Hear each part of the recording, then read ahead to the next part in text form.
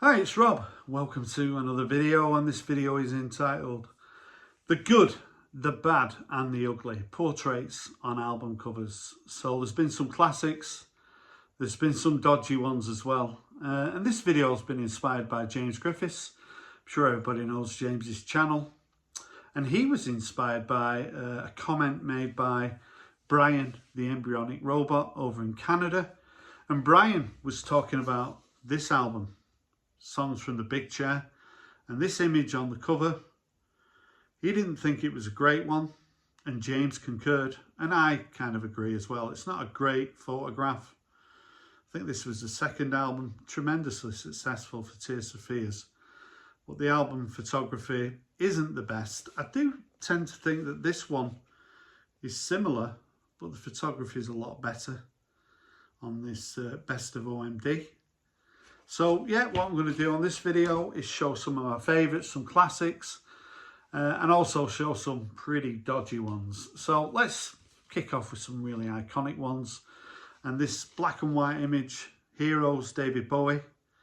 So David Bowie is somebody who loved to appear on his album covers. He appears on most of them. And this one is a really iconic black and white, probably his most famous. But it's such a striking image, and yeah, David Bowie loved to appear on his album covers, and there's a lot of artists who love to appear on their album covers. Doesn't mean they're the best looking, and this video is going to show why. Another black and white image that I've always loved is this 1995 album from Annie Lennox Medusa, this covers album. I did feel very old over Christmas. I mean, I am very old anyway, but over Christmas, I think Annie was celebrating her 70th birthday, and all my sort of heroes are turning 70. So yeah, another 10 years and I'll catch them up. But Annie Lennox is somebody who appears on a lot of album covers, and rightly so. She's a striking woman, and this is a really good covers album as well. Somebody else who you could sort of describe as striking, and this is a classic album cover of What's Going On by Marvin Gaye from '71. A lot of people think this is the greatest album of all time. It's certainly one of the greatest album covers of all time. And you know, there are other Marvin Gaye albums and the covers aren't great, but this one is an absolute classic. Another bit of a classic from the 1980s would be True Blue by Madonna. So Madonna loved to appear on her album covers. Again, rightly so. Great image. I've always been a big fan of Madonna. And in 1986, this kind of sums up that period. A bit of a classic, True Blue. And another classic album cover by somebody else who loves to appear on his album covers is Bob Dylan, Blonde on Blonde. Now, Bob isn't the best looking guy. He's pretty clever with the photography. Sometimes sort of blurred image, even on this one. Head down. But I've always loved this cover, and it would have to go down as a classic. This album cover is definitely not a classic, but Elton John loves to appear on his album covers. He's no Marvin Gaye, he's no David Bowie, but he puts himself out there. For me, it's a bit of a thumbs down, but I suppose if you're an Elton John fan, you think it's a winner. The polar opposite to Elton John would, of course, be Robert Palmer. You know, who doesn't want to? He's probably the best looking Robert there's ever been. Great voice. I've been into Robert Palmer probably for about 10 years. I realised how great those 70s albums really are. And he had the voice, he was in Vinegar Joe as well. Just such a shame he's no longer with us, but what a voice, and a great looking guy would be Robert Palmer. Why wouldn't you put yourself on the album cover if you look like Robert Palmer, and if you look like Grace Jones as well? Grace Jones is somebody who features on a lot of her album covers.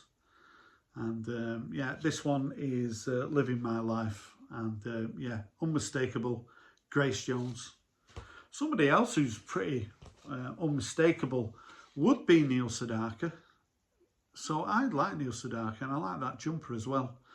but he's not the best image. I suppose if you're buying a Neil Sedaka album, you know what you're going to get. But yeah, the hair, it doesn't work for me really. But like I say, I'm a big lover of Neil Sedaka. Maybe that one would have worked a little bit better. But yeah, Neil liked to put himself on the album covers. Somebody else who liked to put himself on the album covers would be Bryan Ferry. So competing with Bowie, I guess, for that sort of smouldering look in the 1970s would be Bryan Ferry. And if you look at his albums in the 70s in particular, he's on the covers. And yeah, certainly had the look, and he had the voice, and he had the style. Bryan Ferry.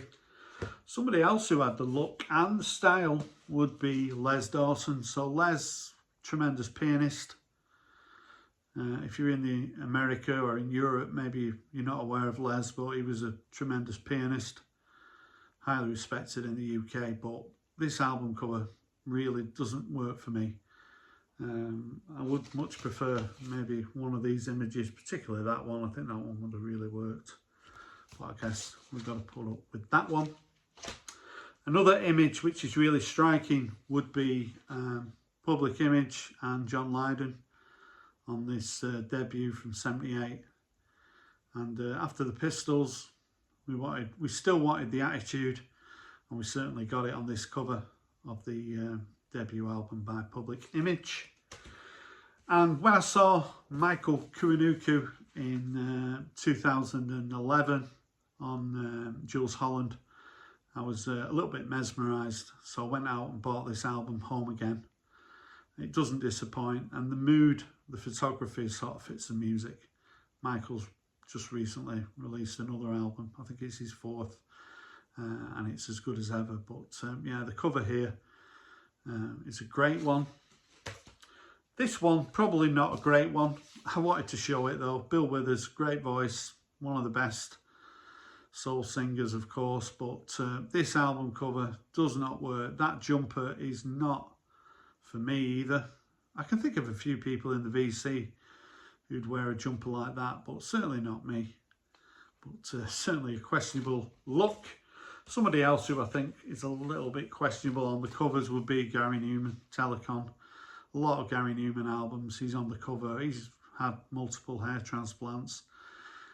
You know, I think he married one of his fans. So Gary Newman hasn't really got the image. You can't really carry it off. And yeah, one of his many sort of failed album covers would be Telecon.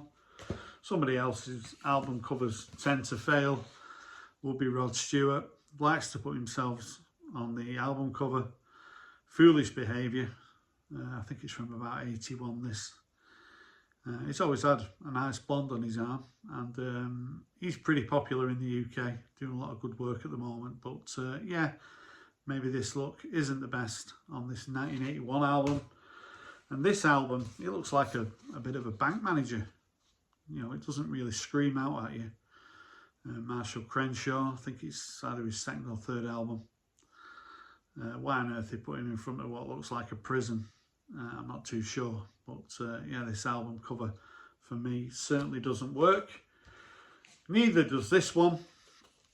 Gra Parker, his debut album. I mean, I've given money to sort of homeless people who look like that.